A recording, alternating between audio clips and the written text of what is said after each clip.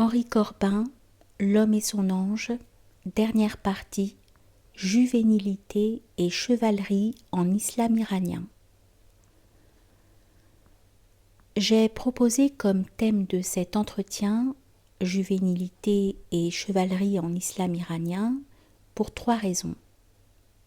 Premièrement, parce qu'il s'agit d'un univers spirituel qui m'est assez familier. En deuxième lieu, parce que je crois qu'il entre particulièrement bien dans le thème général de l'Eranos de cette année.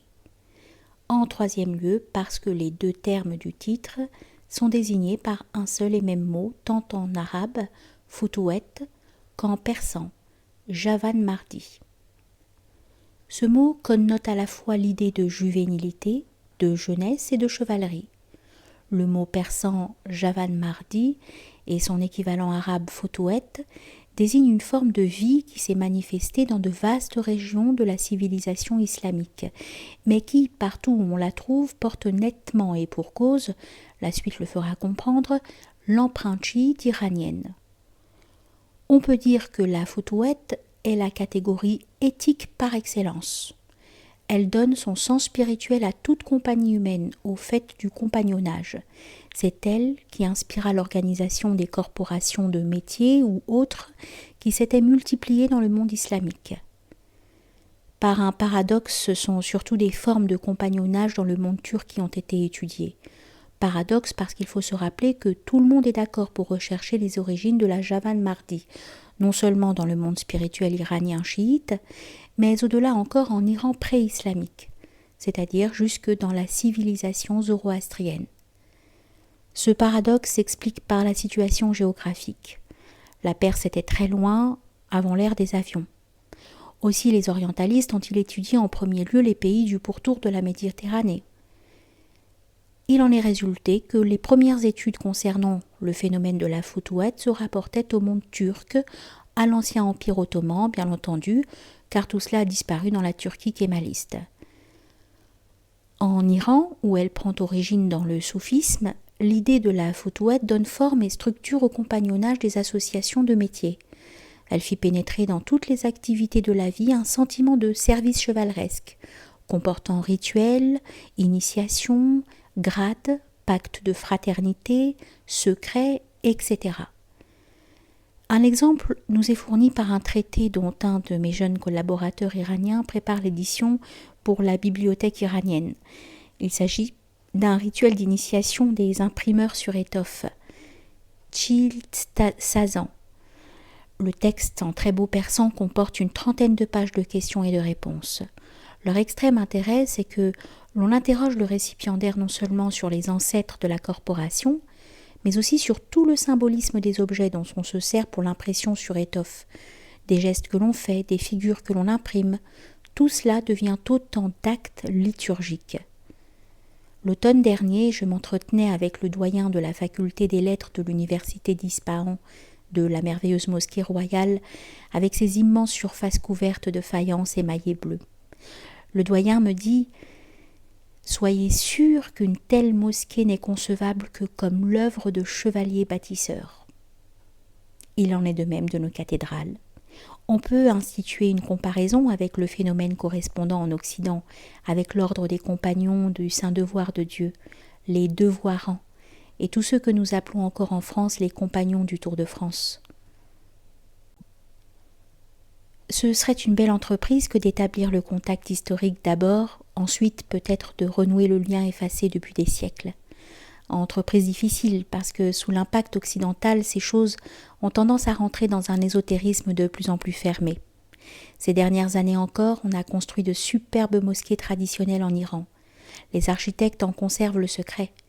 Mais toute tentative, même de la part d'Iraniens, d'obtenir d'eux un texte, ou même seulement quelques mots, se heurte à une discipline de l'arcane, à une discrétion qui jusqu'ici décourage les enquêteurs. Aussi ne vais-je pas envisager l'extension de ce thème, mais plutôt préciser la signification du mot et ensuite traiter de l'essence de la chose ainsi désignée. Nous allons voir comment les penseurs chiites se représentent l'origine de la futuet et le rapport de ces manifestations avec le cycle de la prophétie et le cycle de la walayet. Là, nous entrons immédiatement en plein cœur de la spéculation chiite. Je prendrai comme principale source une œuvre de Hussein Kashefi, personnage de la fin du XVe siècle, qui a écrit en persan un gros traité sur la question, un Futuhet Nameh. Tout en étant tardif, il a cet intérêt de nous conserver quantité de textes et de citations d'auteurs antérieurs, qui remontent jusqu'au IXe siècle de notre ère. Il étudie essentiellement ce qu'il appelle la science de la Futuhet, qu'il envisage comme un rameau de la science du soufisme et du tawhid, c'est-à-dire de l'attestation de l'unique. Quant au mot lui-même, on ne saurait en fait l'expliquer sans faire intervenir eo ipso l'essence de la chose qu'il désigne. Comme le précise en détail notre auteur, maintes citations à l'appui, le mot arabe fata a pour équivalent persan le mot javan. On reconnaît dans celui-ci le mot indo-européen de la même racine que le latin juvenis. Quand on dit en persan mard javan, cela désigne le jeune homme environ de 16 à 30 ans. L'arabe futuhet a pour équivalent le persan javani, correspondant au latin juventus ou juvenitas. C'est là le sens littéral qui se rapporte à l'âge physique, mais en sens technique, et nous avons la chance ici que le sens technique soit le sens spirituel, le mot désigne une jeunesse sur laquelle le temps n'a aucune prise, car elle est justement une reconquête sur le temps et ses scléroses. Le mot se rapporte alors à la juvénilité qui est propre aux êtres spirituels. Il désigne les qualités qui évoquent l'idée de jeunesse. Nous le retrouvons au terme du chemin du mystique, c'est-à-dire du pèlerin, du salik, terme qui traduit exactement ce que nous désignons en Occident comme homo viator, le pèlerin, le voyageur. Ce pèlerin, après s'être progressivement libéré au cours de sa marche intérieure, des liens et des passions de l'âme charnelle, arrive à la station du cœur, c'est-à-dire de l'homme intérieur, de l'homme vrai. Là même il est arrivé à la demeure de la jeunesse, Menzel Javani, et de la jeunesse à demeure. C'est ce terme que nous allons apprendre à connaître comme étant l'aboutissement de la connaissance de soi, comme terme de l'épopée du chevalier mystique. Dès lors, le composé Javan Mard, en arabe Fata, désigne celui en qui sont actualisées les perfections humaines et les énergies spirituelles, les forces intérieures de l'âme. Le terme désigne ainsi celui qui est en possession de qualités éclatantes, de mœurs exemplaires, qui le distinguent du commun des hommes. D'où la solennité du vocatif Javan Marda, que l'on rencontre dans les textes soufis. Le nom abstrait Javan Mardi, qui est l'équivalent de l'arabe Futuhet, désigne ainsi, avec un rappel du contraste qui caractérise toute perception iranienne du monde, la manifestation de la lumière, de la nature initiale de l'homme, celle que l'on dénomme fitrat, et la dénomination victorieuse de cette lumière sur les ténèbres de l'âme charnelle. Déjà ici s'annonce la réminiscence qui va s'imposer du combat éternel de la lumière et des ténèbres. Arrivé à ce point, l'homme guéri de tous les vices possède alors toutes les préséances morales. Telle est la juvénilité essentielle de l'homme. Tel est ce qui fait le sens de la chevalerie spirituelle, comme terme de la connaissance de soi, de la possession de soi-même. D'emblée, le concept de chevalerie spirituelle, de Javan Mardi, est donc lié à ce concept de la nature initiale de l'homme, fitrat, et au concept spécifiquement chiite de walayet, que je traduirais par la dilection divine, dont certains élus sont l'objet. La walayet est l'ésotérique de la prophétie. Le terme connote l'idée de l'initiation spirituelle dont certains êtres aimés de Dieu sont investis. Parler du sens de la Futuhet, c'est donc se référer à la notion fondamentale de fitrat, laquelle signifie la nature initiale de l'homme, autrement dit, de l'homme tel qu'à l'origine son acte d'être. Sa dimension de lumière fit éclosion de l'acte créateur, tandis que sa quiddité, son essence propre, était déterminée par le ton de sa réponse à la question « à l'asto » du verset coranique de la sourate 7, 171. C'est ce fait de la métahistoire qui domine toute la spiritualité islamique. Toute l'humanité, présente en Adam de façon mystérieuse mais déjà présente individu par individu, est sommée de répondre à cette question. Alastu bi rabbikum. Ne suis-je pas votre Seigneur ? Tout le monde a répondu oui. Mais les chiites savent très bien qu'il y a plusieurs manières de répondre oui. Cette attestation domine toute l'anthropologie et l'on peut dire que ce verset coranique détermine l'éthos de la chevalerie spirituelle. En effet, dans sa pureté intégrale, la réponse à la question « Alasto » implique une triple attestation, une triple shahadat. L'attestation ou profession de foi sunnite se contente d'affirmer l'unité divine et la mission prophétique de Mohammed, alayhi salatu salam. La profession de foi chiite y ajoute une troisième clause, la walayat, la mission ésotérique des saints imams. C'est quelque chose de capital pour toute la futouette. C'est de cette triple attestation que dépend, selon le concept chiite, la foi intégrale, iman au sens chiite du mot.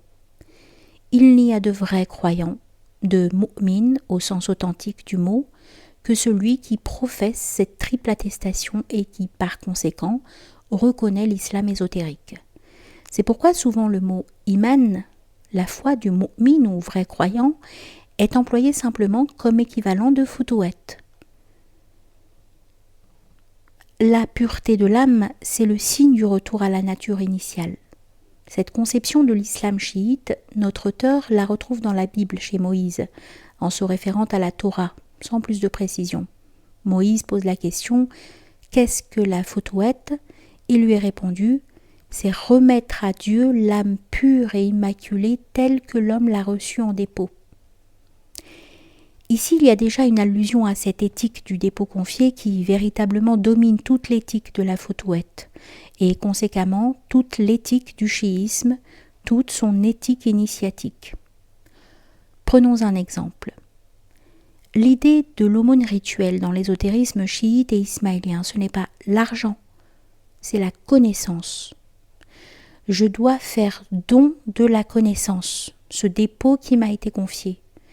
Mais je ne dois en transmettre le dépôt qu'à celui que je reconnais en être digne.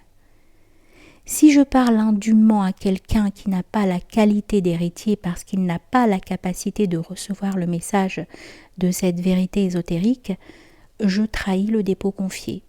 Je le remets à un indigne. Voilà donc tous les échos qu'éveillent au passage ces termes techniques qui sont chargés d'allusions. Et c'est cela qui nous permet de dire que la futouette est une lumière émanant du monde spirituel. Par le rayonnement de cette lumière à l'intérieur de l'être en qui elle effuse, sont manifestées les modalités angéliques, les caractéristiques du malakout, du monde spirituel de l'ange. Nous voyons ici se profiler discrètement l'idée du chevalier célestiel dont Galahad est chez nous la typification par excellence.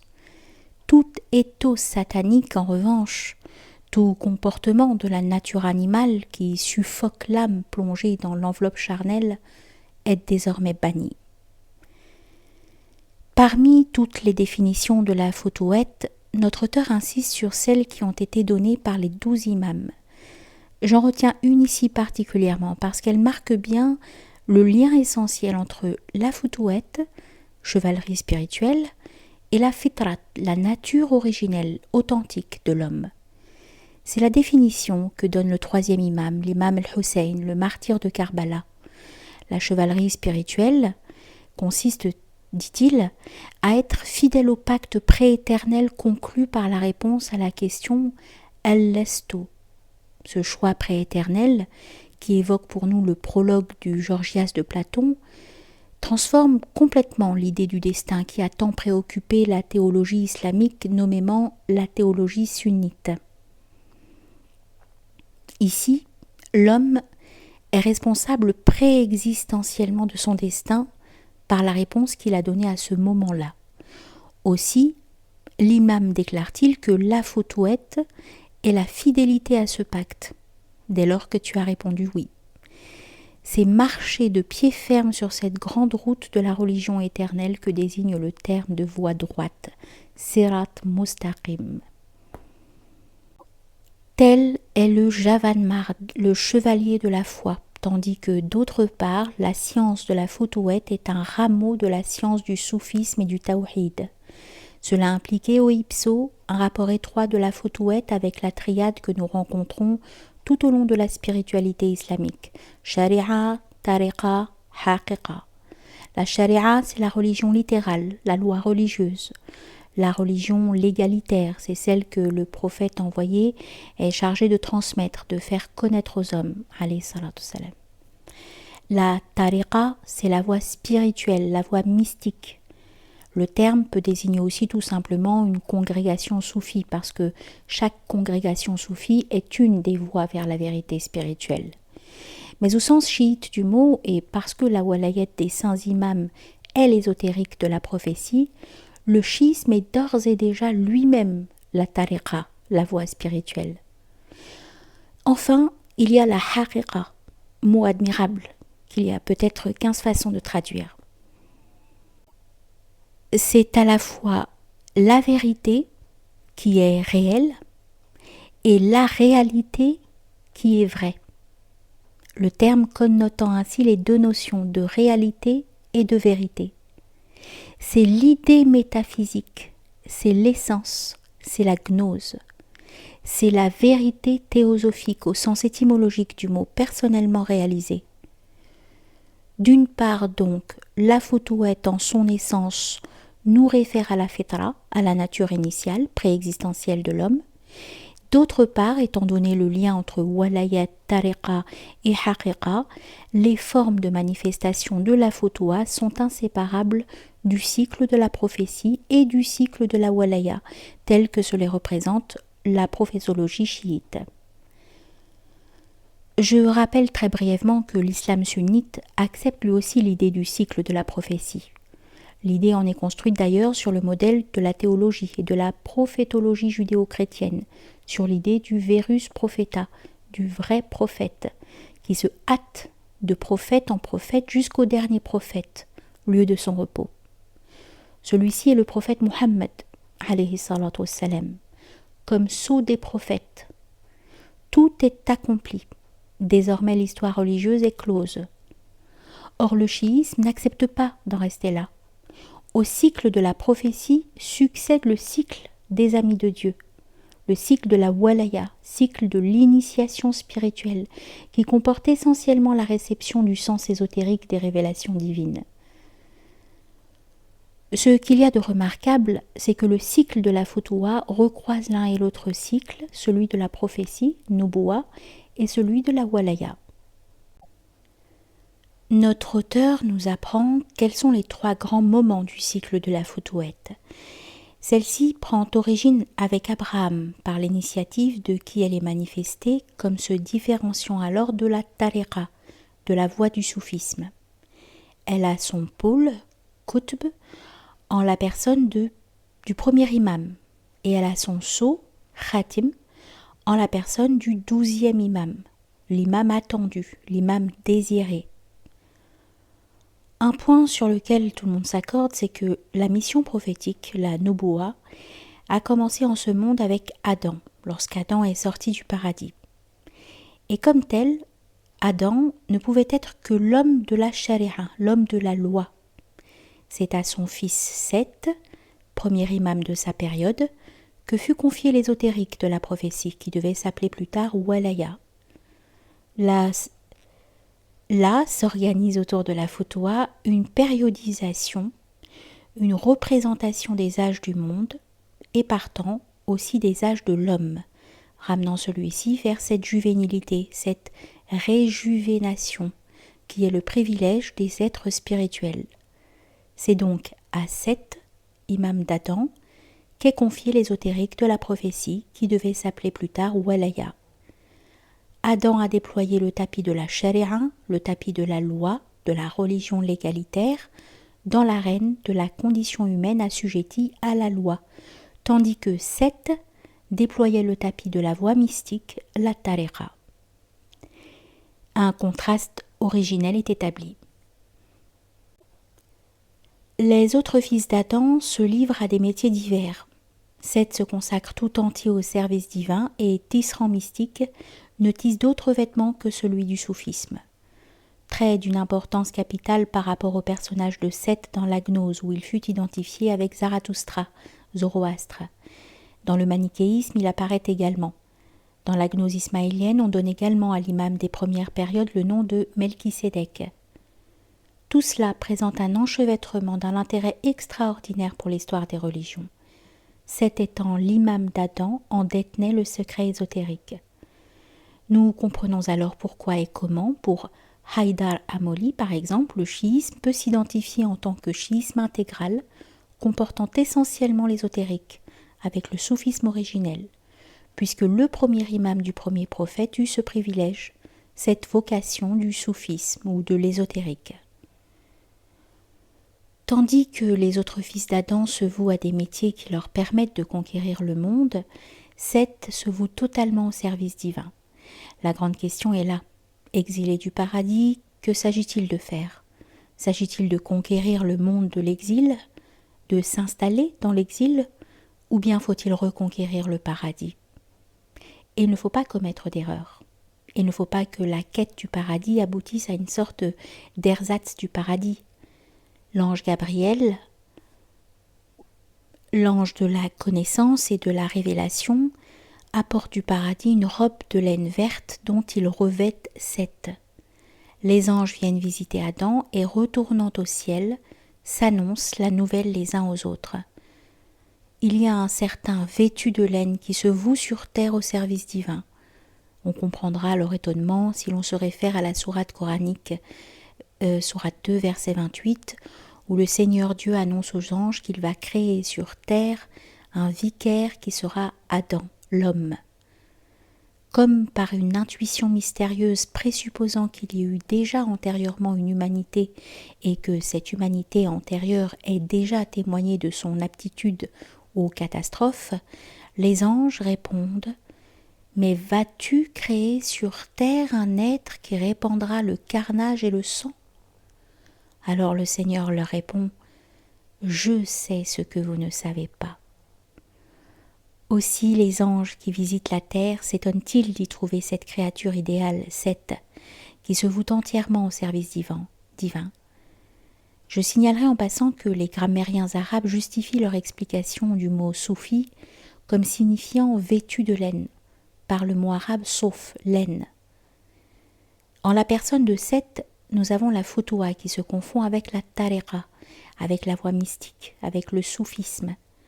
La tariqa est alors elle-même la mesure de la futuwa, et le vêtement en est la khirqa, le manteau qui, symbole de sa consécration spirituelle, caractérise le soufi et que l'on trouve aussi dans plusieurs autres rituels. Mais ensuite nous apprenons qu'au temps d'Abraham, les hommes n'eurent plus la force de porter la khirqa. Le manteau était trop lourd. Tout un groupe vint en faire l'aveu à Abraham. Ils prièrent celui-ci de leur indiquer une voie nouvelle, une voie par laquelle ils pourraient désormais et malgré tout suivre leur désir et leur vocation d'être des hommes de Dieu. Il convient d'attacher une extrême importance à cet épisode signalé dans tous les traités de futuwa. La futuwa y apparaît comme l'appel à un état spirituel qui ne sera pas celui du laïc, l'homme de la charia, mais qui ne sera pas non plus celui de l'homme monastique, tel que nous apparaît Seth. La désignation de ces hommes de la futuwa comme les amis de Dieu, Awliya Allah, Awliya Khuda en persan, concorde littéralement avec celle de toute une école, de tout un groupe mystique chez nous en Occident au XIVe siècle. Je pense à toute la mystique rhénane, à tout ce que désignent des termes comme Die Gottesfreunde, Die Gottesfreundschaft, les amis de Dieu, l'amitié divine. C'est une chose d'autant plus frappante qu'au cœur de cette mystique rhénane, nous voyons justement un phénomène de chevalerie se constituer au moment où le célèbre Rulman Merzwin entretenait une longue correspondance avec le mystérieux ami de Dieu du haut pays, sur l'identité duquel je ne me prononcerai pas ici, mais que l'on peut se représenter comme ayant été l'ange de Ruhlmann Mersvin. Ruhlmann constate que le temps des cloîtres est passé et qu'il faut par conséquent procéder à une autre sorte de fondation spirituelle. Le temps des cloîtres est passé. C'est un peu ce que les hommes étaient venus dire à Abraham. On cherche donc un État qui ne sera ni celui du laïc, ni celui du clerc. Or, c'est exactement aussi l'idéal que propose Wolfram von Eschenbach dans ses grands poèmes. C'est là que je vois se nouer un phénomène de chevalerie spirituelle commun à l'Orient et à l'Occident, à l'islam et à la chrétienté.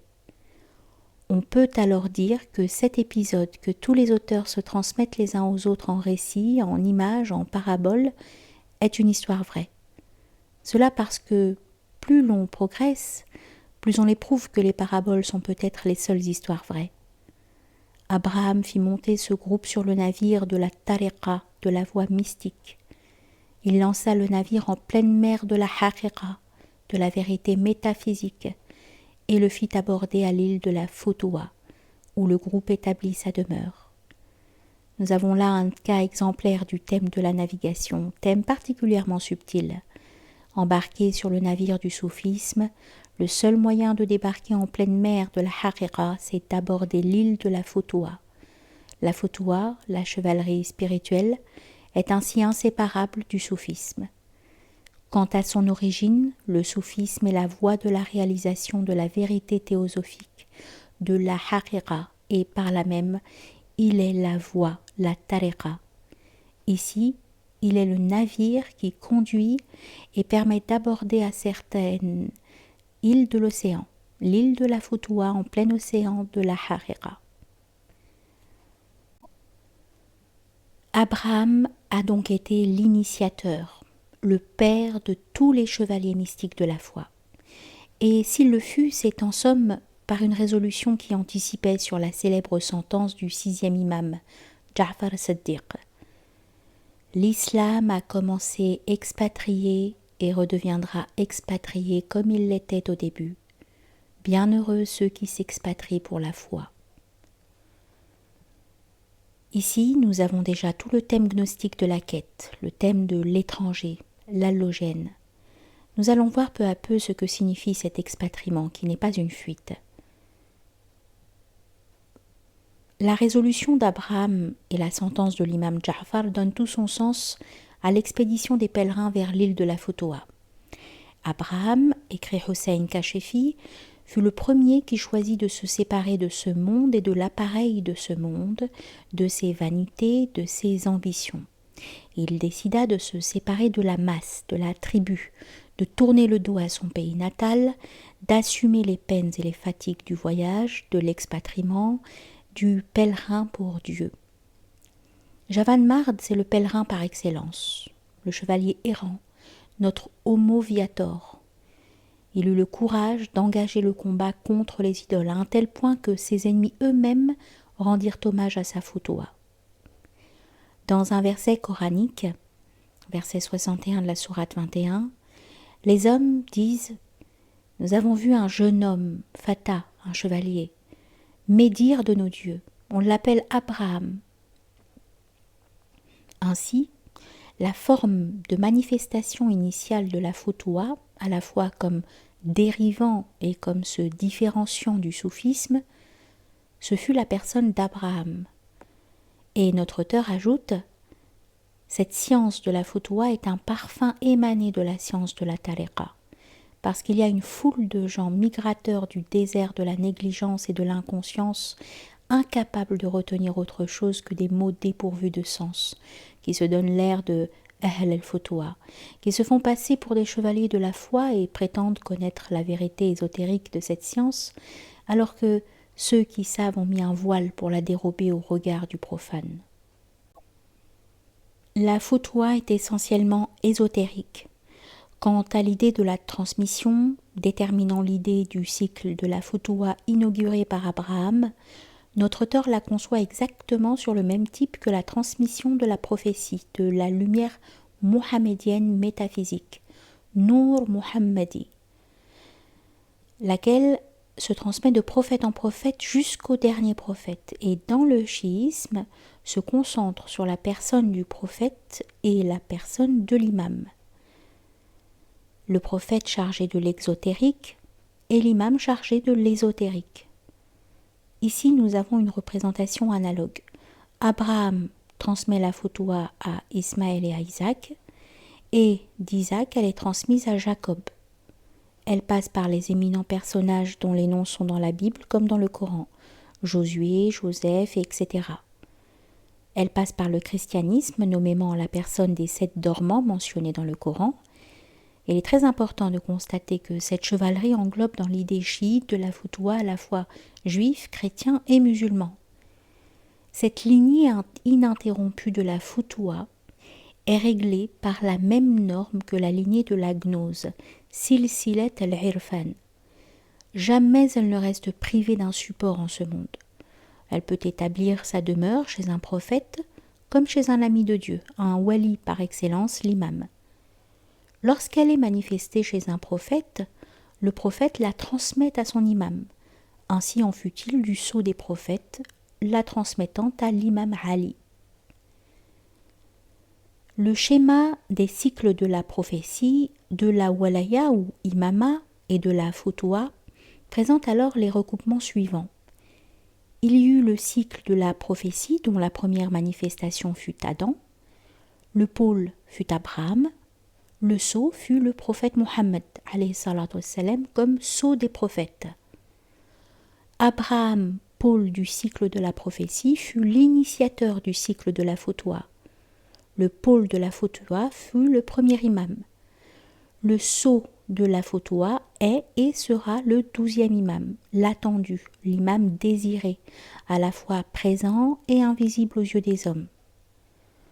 Le pôle et le sceau du cycle de la foutoua sont donc identiques aux deux figures de l'imama mohammedien, qui forment le double sceau du cycle de la walaya, laquelle est l'ésotérique de la prophétie, et dont le cycle commença avec 7. Le pôle de la foutoua est en effet le premier imam, sceau de la walaya universelle. Le sceau de la foutoua est le 12e imam qui est simultanément le sceau de la walaya mohammedienne. Abraham, qui est le pôle de la prophétie, est à l'origine l'initiateur de la foutoua. On peut méditer très longuement sur ce schéma. Tous les prophètes antérieurs à Muhammad alayhi salatu wassalam sont envers lui en tant que sceau de la prophétie dans le même rapport que sont envers le 12e imam les amis de Dieu postérieurs au sceau de la prophétie. Il s'ensuit qu'un même rapport définit la position de tous les chevaliers spirituels, tous les Javan Mardan à l'égard du 12e imam, l'imam présentement caché, l'imam attendu, l'imam désiré, qui est le sceau de la perfection finale de leur foutoua. Cela indique du même coup qu'il y a entre l'idée de la walaya et l'idée de la foutoua un lien intime. La foutoua est vraiment l'éthos caractéristique, la manifestation par excellence de la walaya. Car la foutoua consiste en ce que chacun, là même où il est, soit le chevalier de l'imam, le compagnon du 12e imam. Cette éthique rend chacun responsable de l'avenir de la parousie qui n'est pas quelque chose qui surgira un beau jour de l'extérieur sans que rien ne l'ait préparé. La parousie s'accomplit à l'intérieur de chacun des chevaliers, chacun des Javan Mardan. Tout ce cycle de la walaya ne s'accomplit pas seulement dans la hiéro-histoire totale, il s'accomplit d'abord à l'intérieur de chaque croyant, à l'intérieur de chaque fidèle. L'idée chiite de la foutoua est donc celle d'une communauté de Javan Mardan, de chevaliers qui englobe toute la tradition abrahamique. L'archétype, le chevalier par excellence, est pour un chiite le premier imam. Un hadith des plus connus le répète. Point de chevalier sinon Ali, point de glaive sinon Dhul Fiqar. Symbole de l'herméneutique qui tranche les ambiguïtés de la religion littérale. Ce verset, je l'ai entendu chanter et c'était très impressionnant au cours d'une cérémonie anniversaire de la naissance du premier imam, une des plus grandes fêtes chiites. Il y avait là toute une assemblée de soufis. On improvisait des poèmes, des prônes. Un jeune mollah improvisa un grand poème héroïque à la louange du premier imam. Après chaque strophe, toute l'assemblée reprenait encore le hadith que je viens de citer. On était vraiment dans l'éthos de la Foutoua. Je viens de rappeler que le père de la Foutoua étant Abraham, la Foutoua englobe tous les héros de la Bible avec les chevaliers chrétiens représentés par les 7 dormants que mentionne le Coran.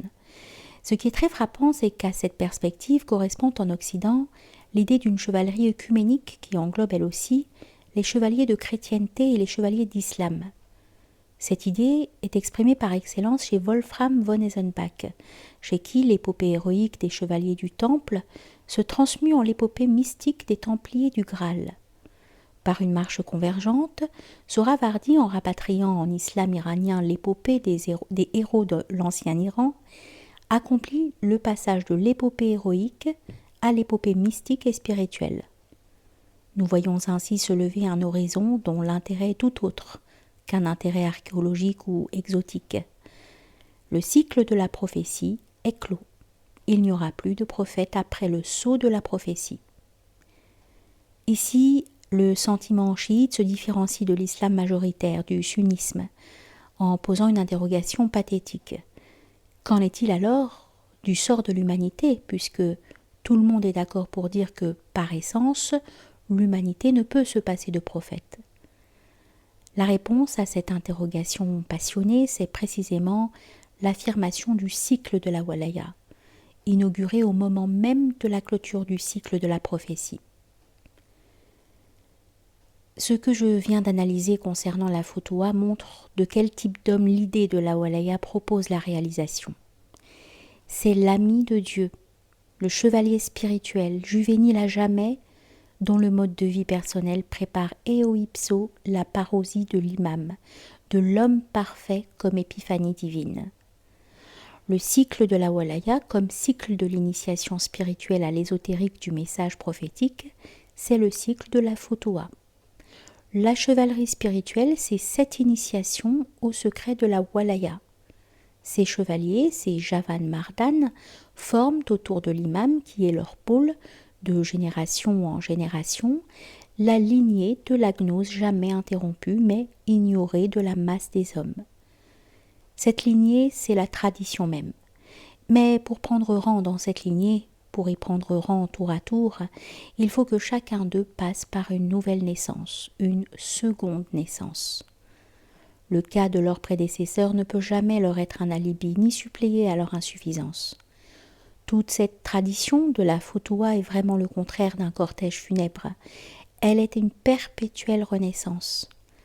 Lorsqu'on oppose tradition et renaissance, c'est une opposition qui reste au niveau des antagonismes d'une raison rationaliste. Prendre rang dans cette lignée, c'est entrer dans le malakout, dans le monde de l'ange. Les auteurs chiites, de même que les auteurs ismaéliens, citent avec prédilection l'évangile de Jean. Les conséquences en sont capitales. Les chiites ont été joannites en se référant à cette sentence provenant directement de l'évangile de Jean, qui dit « Ne peut entrer dans le malakout quiconque n'est pas né une seconde fois ». Et bien qu'il soit ignoré de la masse des hommes, c'est par ces amis de Dieu que l'humanité continue de persévérer dans l'être. C'est par eux que le monde de l'humanité terrestre communique encore avec le monde supérieur invisible. Je viens d'esquisser en bloc quelques idées essentielles sur ce thème de la Foutoua. Nous avons rencontré au passage le concept de Walaya, qui est le plus difficile. Je voudrais y insister un tout petit peu avant d'aborder ce que j'ai à dire concernant l'éthos et l'éthique de ces chevaliers spirituels. Je voudrais insister sur le rapport de la Foutoua et de la Walaya, car c'est cela qui peut nous introduire à une vérification de l'éthos commun aux chevaliers de la foi en Iran zoroastrien pré-islamique et en Iran islamique chiite. La chose m'apparaît essentielle. Ce terme de Walaya, j'ai mis des années pour le comprendre. Car si personne ne s'attend aux questions que vous vous posez, encore faut-il se les poser. Nous avons Walaya et Wilaya, qui ont la même orthographe à l'exception d'une voyelle. Wilaya, tout le monde sait ce que c'est. un long article lui est consacré dans l'Encyclopédie de l'Islam. C'est un terme véhiculant une notion soufie fondamentale, qu'on a en général traduit par sainteté. Soit, ce peut être une conséquence. Mais il y a depuis des siècles en Occident un concept canonique de la sainteté que ne recouvre pas le terme de wilaya. Nous ne pouvons que provoquer des ambiguïtés lorsque nous employons les mots à la légère. D'abord, au lieu de wilaya, il faut lire ici walaya. Et nous allons voir ce qui différencie chiisme et soufisme. Sur ce point même se pose la grave question du rapport de l'un avec l'autre. La walaya, c'est d'abord la qualification des imams, ce qui fait d'eux des amis et des proches de Dieu, awliya Allah. Le mystère de cette prédilection divine, de cette sacralisation, est au cœur même de la mission prophétique. On distingue le rasoul et le wali. Le rasoul, c'est l'envoyé avec un livre, un nouveau livre. Il peut aussi arriver que le wali soit envoyé en tant que nabi mursal, mais alors envoyé sans avoir mission de révéler un nouveau livre. Il arrive aussi qu'il ne soit nullement envoyé, mais il reste un wali pur et simple. Le wali, c'est l'ami de Dieu, non pas le saint. C'est celui qui est sacralisé par ce charisme divin, cette élection divine. C'est le Gottesfreund. La sainteté dérivera sans doute de la Gottesfreundschaft, mais la notion première, fondamentale, est celle de l'amitié ou prédilection divine. Tout rasoul, tout envoyé avec un livre, est un wali, chez qui se surajoute la mission prophétique, mais tout wali n'est pas forcément un rasoul. Il y a une multitude de walis qui n'ont jamais été des envoyés. Au sens propre du terme, walaya se rapporte aux 12 imams, mais d'une part le mot walaya désigne cette prédilection divine, cet amour de Dieu dont l'imam est l'objet comme mettant au cœur même de la prophétie l'ésotérique de celle-ci. D'autre part, il désigne le sentiment du fidèle chiite, du Javan Mard, à l'égard de l'imam. C'est donc l'amour, l'attachement, la dévotion, l'élan chevaleresque au service de l'imam. L'équivalent du terme arabe walaya est le persan dousti. Nous allons voir quelles en sont les racines théologiques. Ce sentiment du chevalier, du Javan Mard à l'égard de l'imam, est une participation en quelque sorte à cet amour éternel dont l'imam, ou mieux dit le plérôme des 14 immaculés, des 14 haillons de lumière, est l'objet de la part de l'inconnaissable, du Deus absconditus, dont on ne peut même pas énoncer le nom ni les attributs. Très fréquemment, le mot walaya dans nos textes est accouplé au mot mahabba, amour, dilection. En Occident, les orientalistes ont bien connu le problème posé par les soufis. Est-il légitime d'employer le mot mahabba à l'égard de Dieu ou bien est-ce une profanation ? Comment prononcer le tawhid, l'attestation de la transcendance de l'unique, et en même temps parler de mahabba ? Les soufis ont discuté à perte de vue sur ce point. Personne ne semble s'être avisé de la confusion entre walaya et wilaya, ni du fait que les deux termes, walaya et mahabba, soient accouplés à la façon d'un doublet. Là même, pourtant, se révèle le fait qu'en dehors du soufisme, l'islam peut être une religion d'amour, mais il s'agit alors du chiisme. Cela parce que cet amour s'adresse non pas à un Dieu transcendant et terrifique, ni à un Deus absconditus, inconnaissable et imprédicable, mais aux figures qui en sont les théophanies. L'idée de théophanie est essentielle pour l'imamocentrisme chiite. L'idée d'un service chevaleresque envers un Dieu inconnaissable et inaccessible n'aurait pas de sens. Le service chevaleresque ne se conçoit qu'à l'égard d'une figure théophanique personnelle. Deus revelatus, un Dieu révélé. Il y a cette différence que le concept chiite de la walaya, par son encadrement métaphysique et par la fonction cosmogonique et anthropogonique dévolue aux imams, a véritablement un sens et une fonction cosmique, tandis que la wilaya, la sainteté, se rapporte essentiellement aux états subjectifs du soufi. Il y a là une très grande différence. Sans doute reste-t-il à savoir comment l'on est passé de la walaya à wilaya. C'est la grande question. Poser cette question, c'est poser aux yeux d'un chiite toute la question des rapports entre le chiisme et le soufisme, à savoir comment le soufisme est né dans le chiisme, comment il s'en est séparé, comment les soufis sunnites, qu'ils le veuillent ou non, sont aujourd'hui en quelque sorte, je l'ai entendu dire bien souvent, les représentants du chiisme in partibus sunnitarum. Ce sont des aspects qui ont été encore très peu envisagés. Mais lorsque nous posons la question des rapports entre le prophète et le wali, c'est bien la question du rapport entre la mission prophétique, nubuwa, et la prédilection divine, walaya, que nous posons. Ce n'est pas le rapport entre le prophète et le saint. Nous risquons de tout fausser en mésusant de ce terme. Ce qui est au cœur de la mission prophétique, comme sens ésotérique de cette mission et par là même au cœur de la Futuwa, nous constatons que c'est bien la walaya, cette Gottesfreundschaft dont nous trouvons d'autre part l'idée chez nos mystiques rhénans et nos chevaliers johannites du XIVe siècle. Nous avons entendu Ruhlmann Merswin déclarer que le temps des cloîtres était passé et qu'il fallait penser à autre chose, à cette éthique du chevalier qui n'est ni le clerc ni le laïc. Et c'est ainsi qu'est née la fondation de l'île verte à Strasbourg au XIVe siècle. Ainsi, nous voyons se préciser l'idée du cycle de la nubuwa auquel se succède le cycle de la walaya. L'homme ne peut se passer de prophète. Tout le monde est d'accord sur ce point, aussi bien les philosophes comme Avicenne que les sunnites et les chiites. Mais alors que va-t-il arriver, le dernier prophète, le sceau des prophètes étant désormais venu? Bien souvent, dans des textes plus ou moins apologétiques, j'ai pu lire cette réflexion que la perspective offerte par l'islam était désespérante. L'homme n'a plus rien à attendre. Tout est accompli avec le dernier prophète. Il n'y a plus d'avenir religieux proprement dit.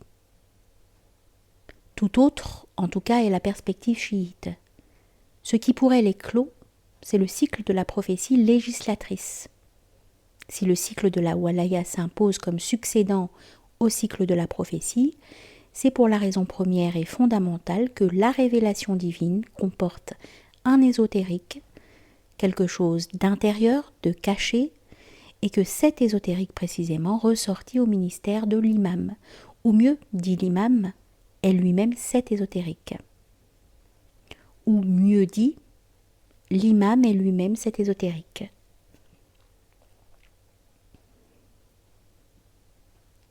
C'est donc une nécessité herméneutique profonde, radicale, qui différencie sunnisme et chiisme, une herméneutique qui postule plusieurs niveaux de signification. Retenons donc que la walaya est l'ésotérique du message prophétique et que la chevalerie spirituelle est la forme que prend le dévouement au service de cette walaya, c'est-à-dire au service de la cause de l'imam. D'emblée, si plusieurs de nos auteurs chiites ont identifié le 12e imam, l'imam attendu avec le paraclet annoncé dans l'évangile de Jean, nous pouvons entrevoir l'importance du fait. Les conséquences en vont très loin. Il m'est arrivé d'en parler avec d'éminents théologiens chiites qui, certes, connaissent le terme de paraclet puisqu'il figure dans leur tradition, mais sans soupçonner le sens que prirent en Occident théologie et philosophie du paraclet. Il m'est arrivé aussi d'en parler avec des collègues en France, des théologiens chargés de l'enseignement du Nouveau Testament. Bien entendu, ils n'avaient jamais entendu parler d'une herméneutique chiite du paraclet. Il y a quelque chose de pathétique, de désespérant dans cette ignorance réciproque. Car du côté chiite, nous avons des hommes qui, encore au siècle dernier, ont parfaitement connu les versets de l'évangile de Jean relatifs au paraclet, ainsi que le chapitre 12 de l'Apocalypse. L'un d'eux identifie la femme revêtue du soleil avec la personne de Fatima, fille du prophète, alayhi salatu wassalam, et origine de la lignée des imams. Quant à l'enfant enlevé dans le désert, il est identifié avec le 12e imam, occulté présentement à la vue des hommes. Il ne s'agit plus ici de rassembler les pièces d'un procès historique entre islam et christianisme. Il s'agit de l'avenir. Nous avons à lire ensemble le même livre et nous avons à comprendre ensemble comment le Paraclet nous annonce l'avenir qui nous est commun à tous, croyants du livre, Ahl al-Kitab, héritiers ensemble de la tradition abrahamique. Il m'apparaît qu'il y a là quelque chose d'essentiel pour comprendre ce que signifie le cycle de la walaya, quelque chose de si essentiel que les positions établies à l'aveuglette s'en trouvent bouleversées. La question se posera de savoir quand commence le cycle de la walaya. Certains admettent qu'il commence dès la mort du prophète, alayhi salatu wassalam. D'autres qu'il ne peut commencer qu'avec la parousie du 12e imam. De toute façon, ce que marque le cycle de la prophétie, de la loi, c'est la descente, nuzul, la descente dans l'obscurité, la marche de l'humanité exilée du paradis et se détournant de plus en plus du paradis. Ce que marque le cycle de la walaya du 1er au 12e imam, c'est la remontée vers le paradis.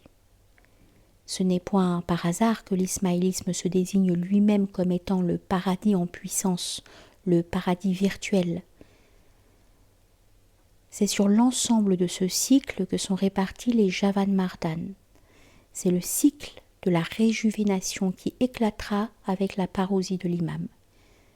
C'est ce que les zoroastriens appellent Frashkart, la transfiguration du monde.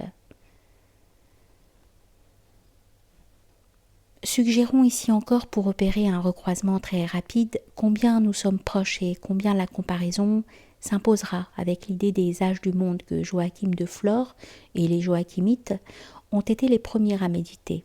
Le règne du Père, le règne du Fils, le règne de l'Esprit. Dès lors, nous allons pouvoir approfondir ce thème en donnant avec Berdyaev un sens existentiel beaucoup plus qu'un sens chronologique à ces périodes dont les frontières extérieures restent indécises, parce que tout en vivant extérieurement dans le temps de la Sharia, l'on peut d'ores et déjà appartenir au monde de la walaya. C'est cela même, être un Javan Mard. De même aussi, il y a ceux qui, tout en vivant sous le règne du Fils, appartiennent d'ores et déjà au règne de l'Esprit. L'Église de Jean est déjà présente parmi nous, invisible, inconnue des hommes, exactement comme les Javan Mardan sont inconnus de la masse des hommes. Tous professent ce même incognito, et ce n'est pas ce qu'il y a de moins frappant. Le règne de l'Esprit, l'Église de Jean, ce n'est pas la révélation d'un nouveau livre. De même, la réjuvénation du monde, la parousie du 12e imam, ce n'est nullement que le 12e imam doive apporter un nouveau livre, une nouvelle sharia. Ce ne serait nullement là l'avènement du ta'wil.